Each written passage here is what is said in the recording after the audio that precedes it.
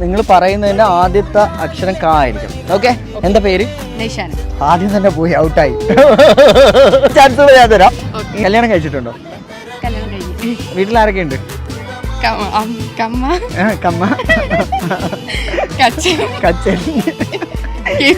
കേച്ചി. ഇഷ്ടപ്പെട്ട കാർ ഏതാ?